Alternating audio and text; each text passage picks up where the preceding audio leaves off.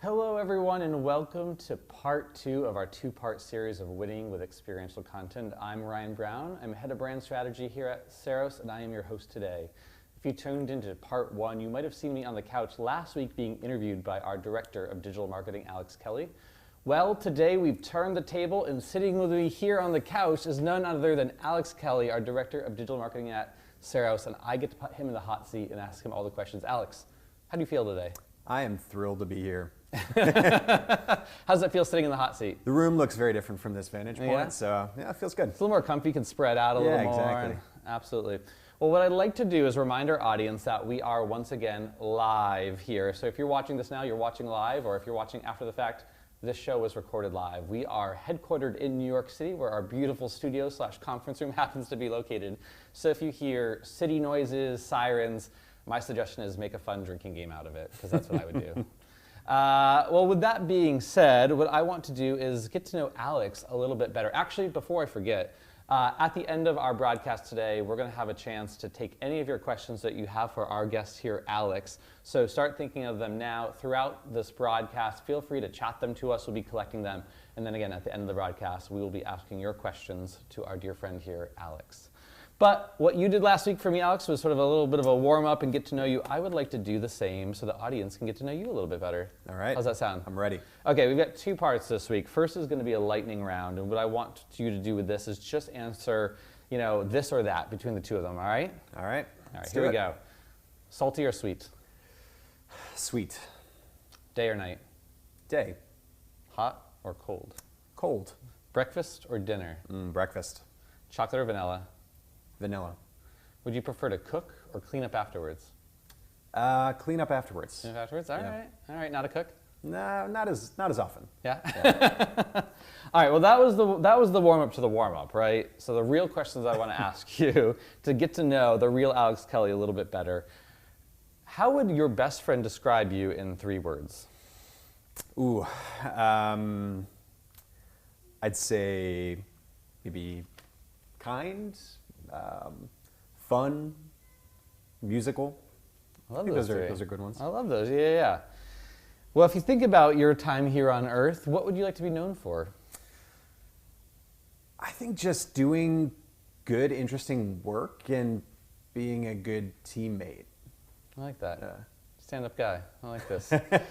All right, Alex, if you were to have a dinner party and you could either have a dinner party with 5 of your closest friends or a So. All right. Well, moving on. Well, before we jump into part 2, I think it might be helpful to give sort of the viewers out there a little bit of a heads up or a recap on what we talked about last week. Last week, we talked broader about sort of like the why of experiential content, a little bit sort of more like what people should know about it. I think to summarize it for the audience out there, there's sort of like a couple things that's important to know. One, we talked about the gap that exists in sort of marketing today, this gap that exists between what people do in the real world versus what they do in sort of the digital world.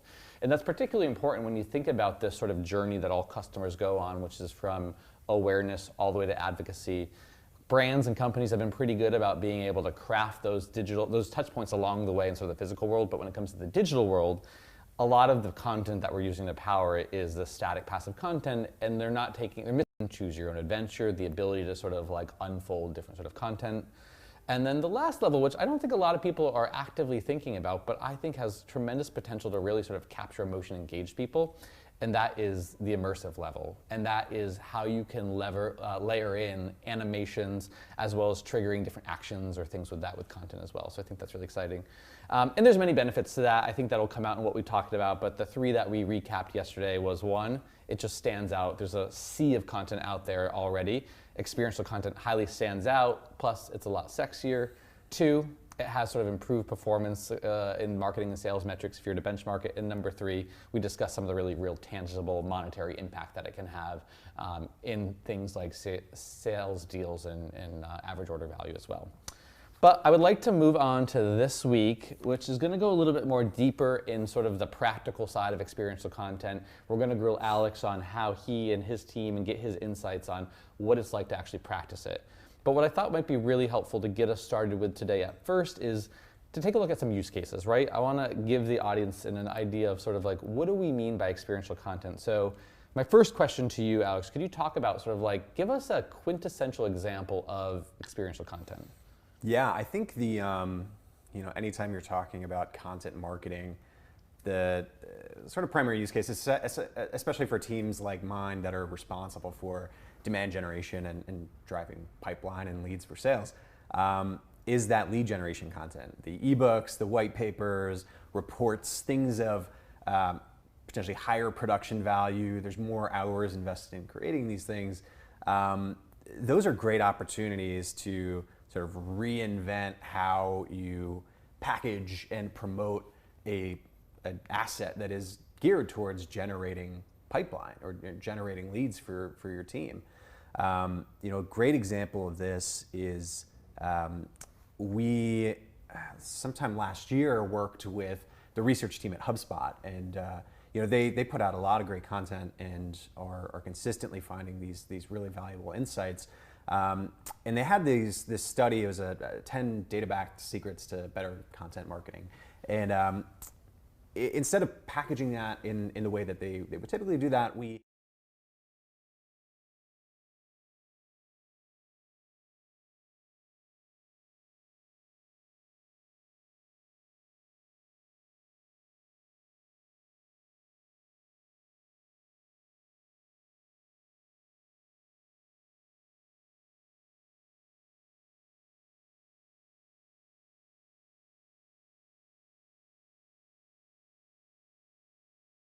experiential report. Yeah, I loved it. I remember seeing that report, and that was something where people could actually sort of like unlock the secrets, and what a cool way to dive into it. And there were 10 secrets, if I remember correctly, and each one you could kind of unlock it and dive into the content. I think that's a really, really cool example of it. Beyond that sort of example, what's another example that you could sort of share that's a good sort of use case of experiential content? We see a lot of our clients do this, and we do a lot of event marketing ourselves. The digital team partners with our events team really closely. And we're crafting experiences that not only promote where we're going to be in terms of sponsorships or what events we are hosting ourselves, but also pairing that event with some sort of digital component at the event itself.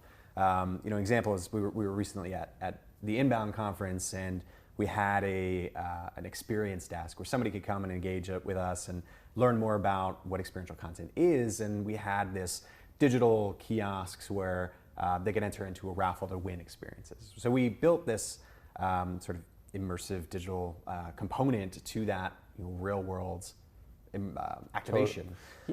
Totally, and one of the things that I like to nerd out over, and we talked a little bit last week, is sort of my bridge between like the experiential marketing world and now I'm back in the digital world. But using experiential content at events is so great. It kind of actually pulls those two worlds together, right? So in some of those activations that you described, and also seeing other people who've done it, like bringing experiential content to large touchscreens at a booth is very cool. But in some ways, that same content can extend beyond it, whether it be in a mobile device where people can, like outside of it on social media, be engaging with that same content. So I think it's such a cool way to sort of blend that sort of like merge point between like the physical and the digital world. Yeah, any way that you can extend that conversation you're having with people in the real world, or building that community or extending that community digitally is an incredible opportunity.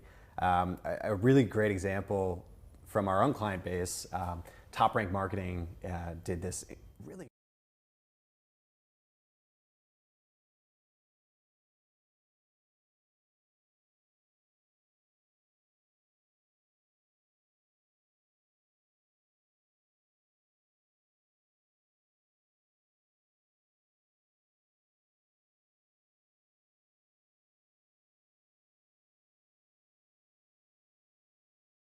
What I love about that piece too is so creative and visual as well. Not only was it like interactive in how you can engage with it, but it was just actually like a really fun, creative way of, I think, bringing to like these quotes of different speakers that were going to be at that event, if I remember correctly.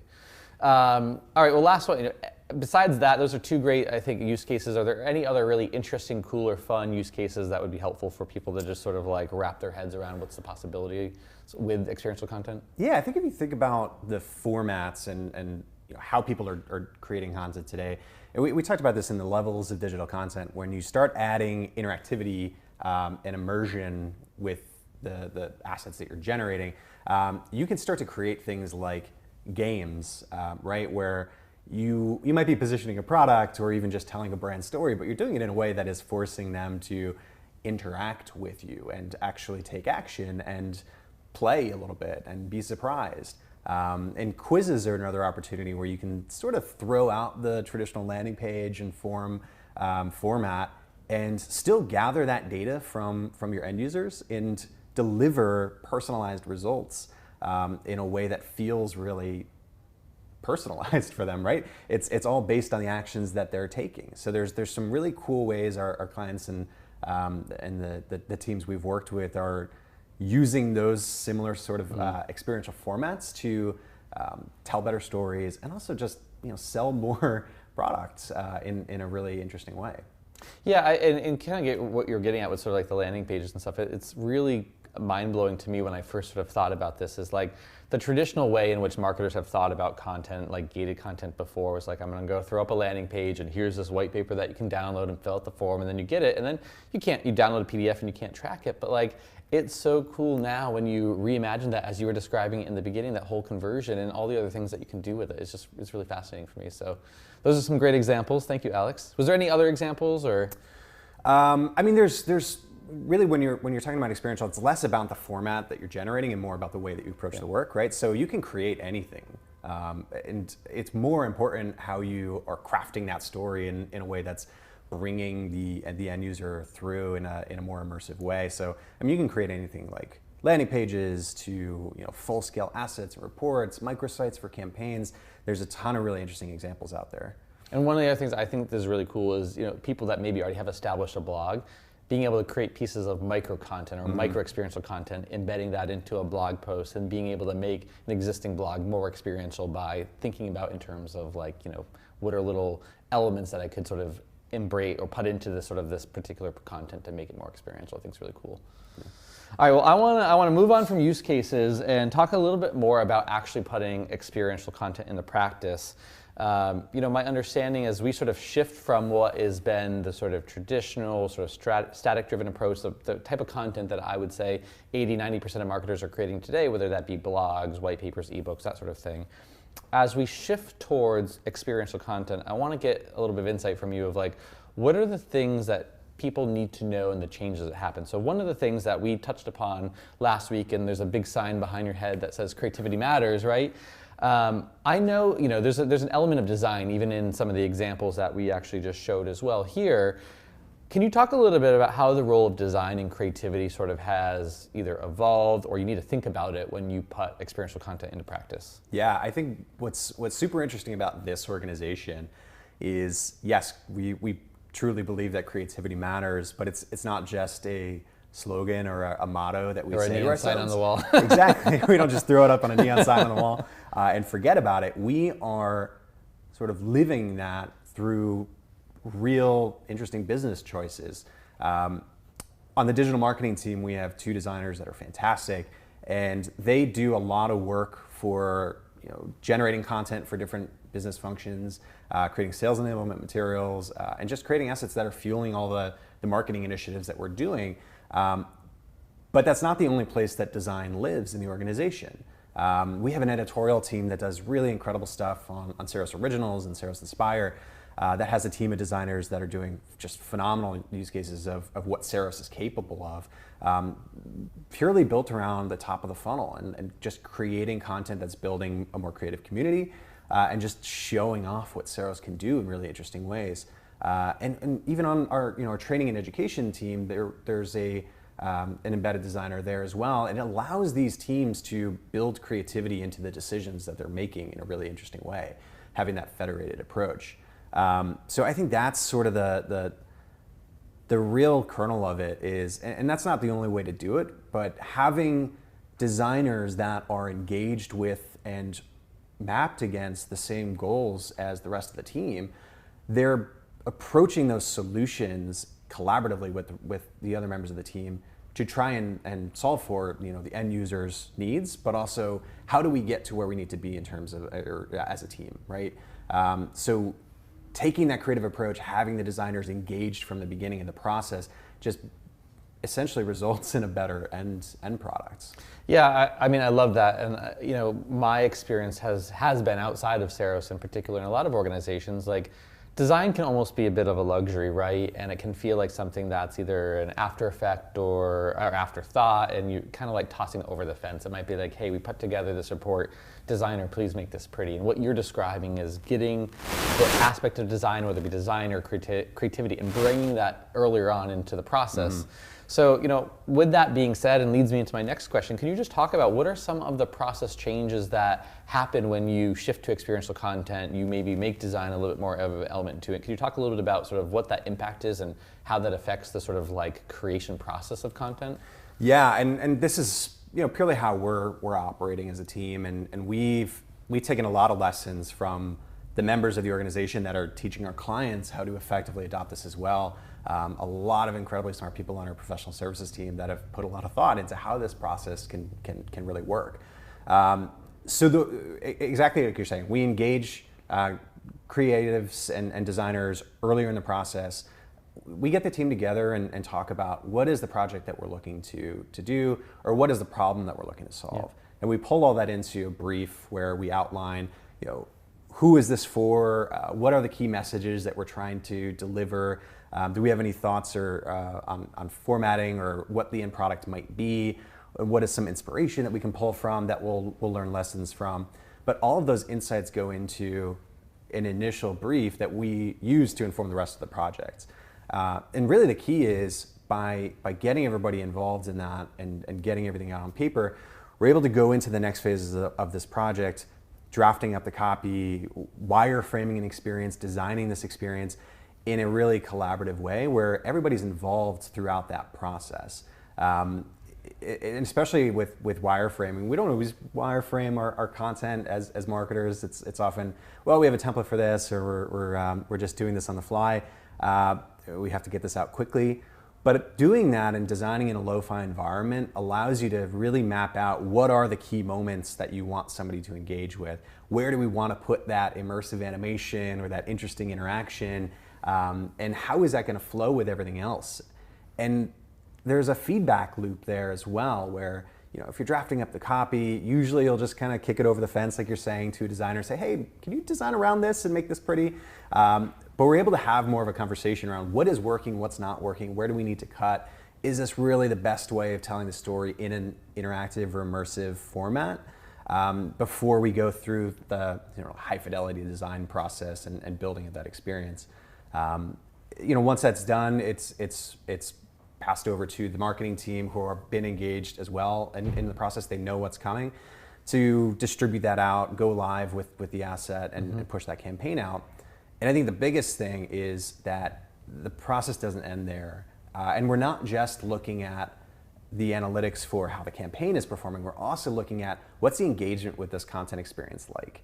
And that allows us to come together as a team, sit down and look at what are the improvements that we need to make, what can we learn from this, what sort of insights can we glean from the ways people are consuming our information, and how do we build that back into that asset to make that asset better and make sure that we're hitting the goals that we need to hit, but also how do we feed that back into the process to make the process work better? Yeah. Like, where are we falling short? Where is the process not working for us? Where did we just drop the ball? And we're constantly trying to learn from the past iterations of the way that we work to make those better. Yeah, speaking of past iterations of the way that people worked, one of the things that I've observed, and even just coming back to sort of the digital marketing space, was it can be all too easy, I think, for marketers to get into this sort of like prescribing habit, meaning like, oh, I need to do this thing, I need to generate leads or convert them or whatnot. And so they almost go to a bit of like a recipe. I'm gonna, create these blog posts and link them to an offer and then send them to a link to register for a webinar. Do you have any thoughts around that or any advice of how to help marketers break that cycle of almost going to like jumping to a prescriptive outcome or an output rather than sort of letting that process that you described sort of flow naturally? Yeah, I think it comes back to what we were talking about before. It's not just lip service to say that creativity matters, and by doing the action, by engaging the creative process in a way that feels collaborative and you're still getting to an end result that works for the solution that you're trying to build. We fundamentally believe that creativity is just a foundational component to our strategy. It's something that needs to be injected into everything that we do. So I think that is where it comes from. It's not spreadsheet marketing. It's not input, output. I'm going to do this and you're going to get $2 extra over here. But it's how can we think about this channel a little bit differently? How can we do something unique that's going to be memorable and people are going to want to be talking about? Because it's harder than ever to stand out from brands that are creating a massive amount of content every day. You need to be able to do something that's going to catch their eye and engage them. Right? It's hard to be unique or memorable if you're literally doing the same thing that everybody else is doing, right? Yeah. So it sort of takes that creative mindset, or at least that, let me stop myself before I get started and think about this. Another thing that sort of just blows my mind when we think about content, right? And we rag a little bit on PDFs, and I'm not saying there's not a time and place for a PDF, right? But one of the things that just is so shocking to me, if you think about digital marketing today, performance marketers today, it seems like they're measuring everything, right? I almost feel like the science of marketing has overtaken the art of it, at least in the digital space, where everything is just like, how do we measure this and track this and leads and stuff? But what also blows my mind is, like, other than downloads of PDF, you get no data or insight how people are engaging with that content. They're just like, I wash my hands, they download this. One of the things that I think is really exciting with experiential content is by not pushing people to a PDF, but by keeping them engaged with a piece of experiential content that lives on the internet, you can then start to track that, right? You can see how people are engaging with it, what they're doing with it. So my question for you is, that being said, and knowing that's what you and your team are doing, and I'm assuming you do not too many PDFs, if any at all, how do you go about now thinking about results, goal setting, measuring performance? What has changed now that you have a little bit of a life after PDF, or life, beyond just PDFs? Yeah, it hasn't changed that much, honestly. It's additional insights that allow us to really understand what is resonating and what's not. The key there, and it's no like black magic or secret. You just need to set goals. You need to have something to strive for, and there needs to be something attached to the efforts that you're putting forth. So it's not anything drastically different. It's just the sort of rigor of, as you're going through this process, potentially when you're briefing what a project is going to be, what are the goals that you're looking to achieve with that, so that you have those in mind as you're going through that creative process. That allows you to say, I need to be here. I need to get to this point. What is a creative way for us to do that is going to solve for the problems we need to solve for, that's going to get the story across that we need to get across, but also helps us achieve those goals. So Alex, you've been in digital marketing for a while. You were in digital marketing before you even came to Saros to lead our digital marketing team. I want to ask you, when you think about you now shifting to a team that you've built around creating experiential content, but you look back to sort of your life before experiential content, what has been the most surprising or exciting or challenging? Like, how would you describe sort of life before and now life with experiential content? I think the biggest thing is just having that proximity to a constantly evolving creative process, and that feeling that the team has as they're going through the projects. I was on the demand gen side of the business at my previous company, and design was its own team. And there's 1,000 ways that you can structure this relationship, but I think the key is that there needs to be a relationship. The designers need to be able to learn from what is happening with the stuff that they're creating, so that they can inform their process. And marketers just need to understand, how can I engage these people earlier to help me solve this problem better than I can do on my own? Yep. So that's been the biggest sort of shift in the way that I think is. Never managed designers before coming here. And that's a constantly challenging and rewarding part of what I do. But just that proximity and that relationship and seeing these functions come together in a really tight-knit way has been massively insightful. I mean, I think that's where the birthplace of like collaboration and creativity comes from, is how people kind of come together, and it's really exciting. And jumping off of that, jumping off of your experience, having gone from sort of like running and being part of digital teams before experiential content and now running and building one, I was hoping you might be able to give a little advice and stuff to people that are getting started or in various different stages of it. So I first want to ask you, if you were to give advice to someone who has never done experiential content before, maybe they're watching today and they're like, you know what, I'm kind of intrigued by this, but like, I don't even know where to begin. What would you say to that person out there who's listening and being like, this sounds really cool and interesting? Where do I begin?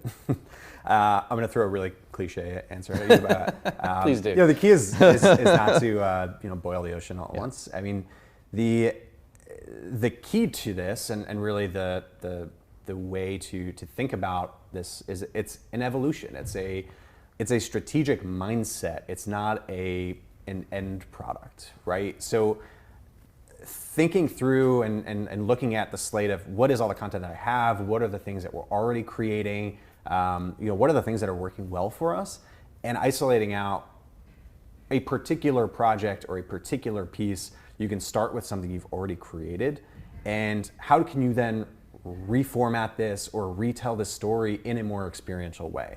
What that allows you to do is get a sense of what is this process going to feel like? How can I get the team bought into this movement?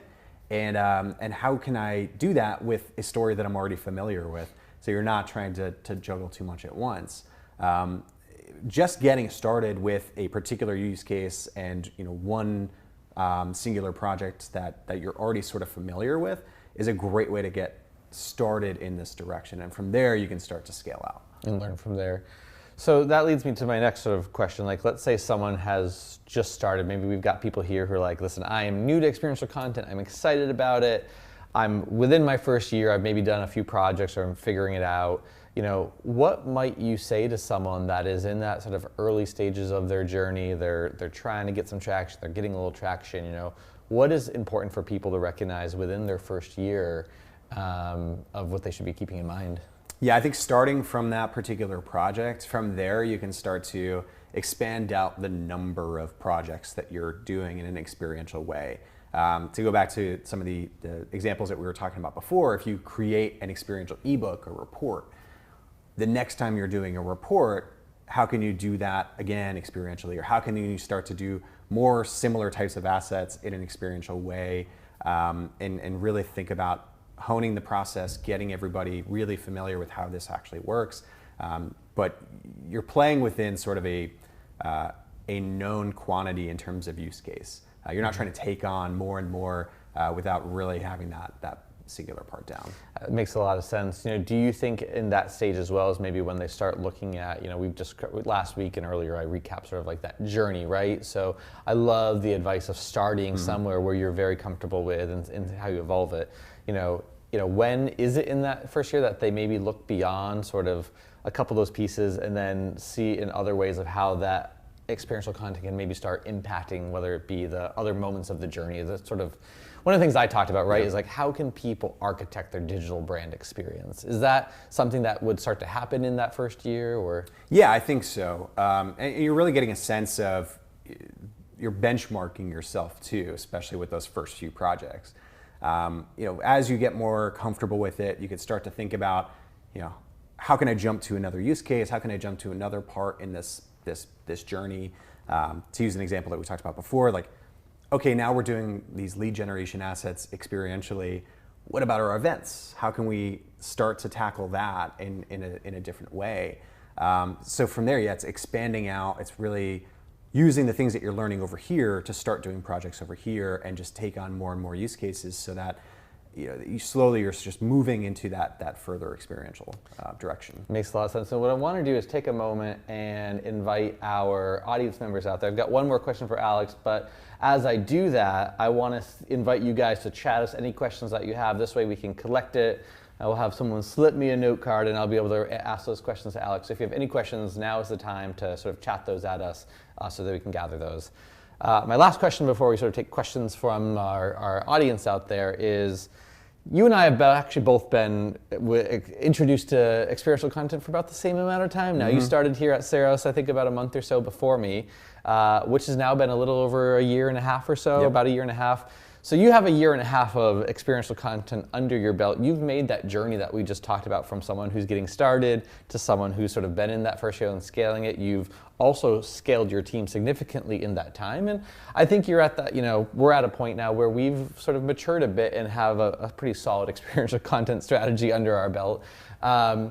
When you think about people that reach that level, all right, you've been a year in, you've been where you're at, what advice do you have? I'm gonna word this in two ways. What advice do you have for those people that sort of reach that level? But I also guess you can answer it as, When you think about what's next for the future of what you and your team and what you can do with experiential content, what are you excited? What does that look like? What advice do you have? What are you going to be doing? Now that you're a year and a half in and you're steering the next year 2 and 3 with experiential content. What's on the horizon? Yeah, now that we've gone through that process of really getting a sense of, we're finding our comfort zone as we go, right? Especially as the team matures in this process, and we learn from our mistakes, and we learn what works and what doesn't work. Now we can really feel confident in thinking experientially first. Yep. And adopting that mindset on how can we sort of reinvent what we're doing, or how can we do things that we have no real strong understanding of based on past experience. Do new things we've never done before. We ourselves haven't really built many games and things that are more from a brand storytelling perspective. It's been fueling that demand generation engine. So I'm really excited about exploring those opportunities and thinking through how can we integrate, an experiential digital portal with other types of formats like audio, like video, like a game or something like that. So for me and for the team, it's always like, how can we move ourselves in a different direction? How can we make ourselves uncomfortable and start exploring new realms? Well, I'm really excited about it too. In particular, I know you and I have worked closely, but I'm really excited about what are the things that we can do in the digital space as well, as particularly from a brand perspective, and as I, from my perspective, helping champion experiential content in the Saros brand. I'm excited for, I think, the ways in which we can push with like fun experiential content things forward. So with that said, I want to see what questions we might have. So thank you. Ugh. All right, what do we got here? All right. I love this. We got some good questions. All right, Alex. Any alternative ideas we consider prior to deciding to host our own webinar on YouTube? Yes, for sure. I mean, we consider doing more traditional routes, the GoToWebinars or Zooms of the world. But really for us, it was important to just think about what was authentic to us. Mm-hmm. How could we do something that, again, makes us uncomfortable and makes us think of creative solutions?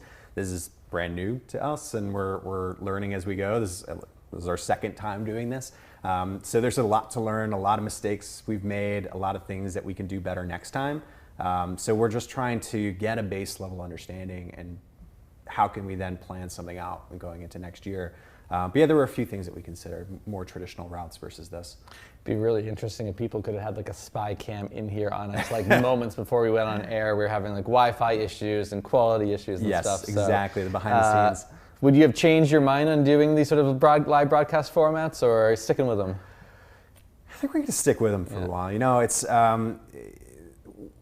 it pushes us in some really interesting directions and opens up doors beyond just doing this type of thing, but other types of shows and other formats that we can explore. I agree. I think webinars are really boring. So I'm glad that we're trying something, and I have no doubt that the team here that's worked on this is going to really help us figure out how do we iterate this and keep making them better. So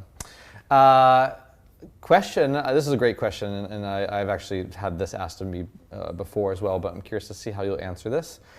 How can you implement experiential if you don't have heavy design resources or you have limited design resources? Yeah, I think it's tough, right? I think that if you do have access to some level of design resources, it's getting a sense of what is feasible within the amount of time that you're able to get from that person. But you mentioned a use case before that is pretty good for that sort of scenario, where if you're doing a lot of blog content and you're already generating a lot of text-heavy articles and posts and stories, you could think about what is a small, interactive, immersive embed that I can add to that story to help improve the overall performance or keep somebody there on page for longer. Experiential doesn't have to be this huge multi-page ebook or site. You can do something small and embedded that gets the same results. It's more about how can you improve the assets that you already have, rather than completely reinventing and going too far down the road before you're ready. It's so true, and it's actually, you raised such a good point that sometimes I forget about is, but I've seen some of our customers actually just go that route with little pieces of experiential content that has either been embedded into a blog post or embedded into a page that was otherwise static. And they've just watched both engagement and dwell time kind of go through the roof with people interacting with the content in different ways. And there's small, subtle, different ways of doing that. And outside of Saros and other platforms, there are other ways to help marketers who maybe don't have super heavy design resources, whether it be templates or other ways, I think maybe to help them get started as well. Yeah, something as simple as a quote card can really bring a level of engagement. But long term, if people are looking to get an experiential, there's a way to get started with maybe limited design resources, but as you prove out the value of it, what I always say is that's an area then you would need to look to up your investment over time. Yeah. All right. Great question. Is there such a thing as too much interactivity? If so, how do you find the right balance? There is definitely too much. There's definitely, I think, it's too much interactivity. I think it's hard to find the balance unless you're able to look at how somebody is engaging with the things that you're building.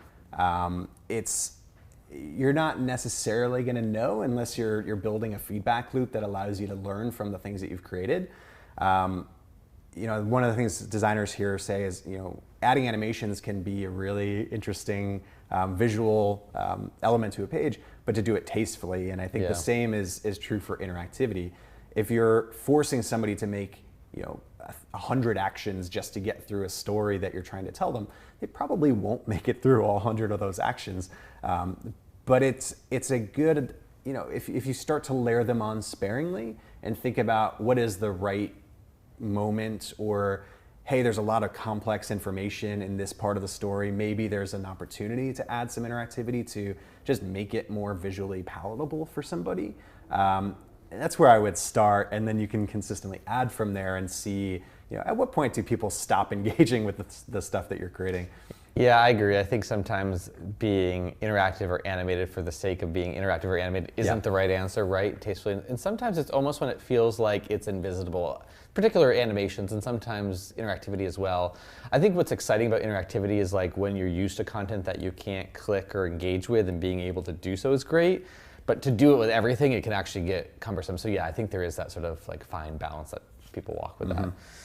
All right, so when talking about events, what are some tips to ensure the in-person and the digital experiences are cohesive? Ooh, I love this question. Yeah, I think it's important to, similarly how you engage design early in the process, engaging the team that is responsible for the in-person part of the event early in the process. Yep.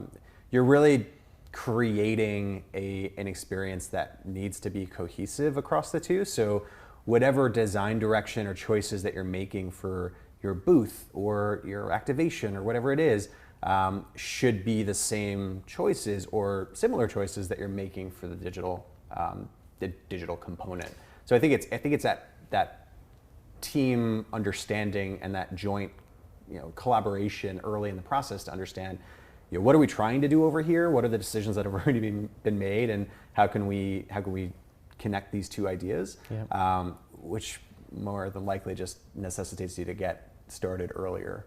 Yeah, what I loved, and I think just because it's fresh in mind, when we were sponsoring Inbound this year, when we went there, and you'd referenced that a little bit in one of your examples in the beginning about use cases, but it was such an interesting process for us, I think, that we went through, which was really getting the sort of your digital team with our events team together.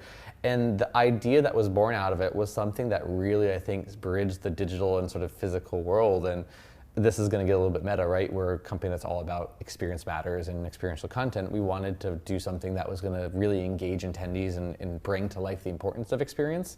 And so we created the Saros Experience Desk, and it was something that both lived in the digital world that we could promote as part of some of the digital sponsorship assets that we got before. It was a digital experience that was brought to life in person that people could win, but also it was something that was easily shared on social media as well, so people could understand what we're doing. So it was such a good way of sort of blending the two together in a campaign that was really cohesive. And I think in that scenario, some of the decisions we wanted to make digitally informed the real world experience. Exactly. So it works both ways. Yep. I love that. Alex, how do you stay inspired to boost your creativity? I think it's important, for one, just to consistently read or watch, interviews or shows, or it's really about just taking in as much inspiration or information as you can. You never know what ideas are going to click with the thing that you're faced with, or the next project that you're going to be working on. So just taking in a lot of diverse sources of inspiration. I watch a lot of fiction. I read a lot of fiction. Has been great for my own personal development in that regard. Not just, oh, what are other marketers doing, but just, oh, that book is just really interesting and they're telling a cool story and there's this thing that they're doing that I can apply over here. And I think the other thing that's really important is to have a creative outlet outside of a professional setting. I was a music student. I got a degree in music and I love that endeavor. So for me, and it's harder and harder to find the time or make the time to do it, but having an outlet really helps keep me focused on what is sort of the importance of creativity, and knowing that I get so much fulfillment out of that piece of it fuels my ability and my sort of desire to endeavor for that in a professional setting. Yeah, I'm not sure if this is true for all creatives, but I know for myself personally that I have a bit of like a creative battery cell, and I'm drawing from it all the time, at work, and sometimes it's recycling some of it. Sometimes I'm fortunate that I get to blend something that I'm very passionate about in general with work, but I do find like if you are just like drawing on that battery without taking some time to sort of like recharge, as you were saying, creative outlets outside of work, I mean, that's really important to me as well. All right, I think this is our last question that we have that come in. To what extent do you feel the real power of experiential content is a function of one-to-one interaction rather than one-to-many? I think it's dependent on the sort of experience that you're building. Something like a interactive quiz is very predicated on a one-to-one relationship where, based on this individual person's actions that they take, there is a specific result. But I do think there's scenarios where you can create a story that is for the many, whether that's a particular community or a particular kind of professional. And those can be experiential as well. And maybe the question is more about that individual's reaction to the story rather than the formatting of itself. But going back to sort of the levels of content, that last being immersive, the key is to try to build something that immerses that individual. The story could be for the many, or the asset you create doesn't necessarily need to be personalized for that person. And I think one of the ideas that you talk about a lot is that great content is both personalized and personable. It's human. It's it's got that connectivity to it on that deeper level beyond just the story itself. So I think that is key in engineering the visual experience to be immersive in that regard, and try to elicit that sort of emotion or reaction. Yeah, I think that's great. I definitely think it's definitely more than just being like, Ryan, insert name, insert company you work for, And I do generally really appreciate, as companies know a bit more about me, it's just the world we live in. I do appreciate them trying to serve up content or experience that's going to be more relevant to me as we talk about personalization. But the other thing when you think about the personable aspect of it as well is like, it's really important to want to feel like I can make a connection with this content, with this brand, with it, and I think to this particular question point, one-to-one versus one-to-many, I mean, you go to Disney World and it's a one-to-many experience, but when you're going through the attractions and those physical worlds, like those experiences in many ways can capture you personally as well, right? So it's being able to engage us, I think, on a human level. What are those things that capture us, our senses? And not everything has to be 100% personalized, but the experience and the content itself, I think, needs to speak to us on things that resonate and that matter to us. So. Exactly. All right, Alex, so we are coming to a close. What I want to do is remind people, if you registered for this webinar, you will get all of the resources, not only of examples that we talked about here, but all of our resources that we have available around experiential content. We'll package it up for you and make that available. If you didn't register, but you happen to be stumbled upon here on this live broadcast, and make sure I get this right, there's a link that you can go to. So if it's bit.ly/win with XPC, again, that's bit.ly/win with XPC, is that correct? That's correct. That's where people can get all of that content, all those goodies available to them? We'll send you everything we have, all the experiential content resources we've built. I love that. You and I are both on LinkedIn. We would be more than happy to connect and engage. So if you want to reach out, find us out there, ask questions, feel free to directly reach out to us. We'd love to do that. I want to take a moment to thank you, Alex, for being such a wonderful guest today. I would like to thank our entire crew. So what you can't see, but in the background, we've got a number of other people that are sitting here in this room that have been running around, gathering these questions and making sure the live stream's working. So thank you to the crew. But lastly, I would really like to thank everyone who's watching this video and being part of our inaugural and first ever, well, this is really part 2 of our first ever. This is like a series finale or a season finale as we're signing off here right now, right? Yeah, it's like a mini-series. It's the end of the mini-series. There will be more mini-series to come. Thank you for joining us, and we will see you next time.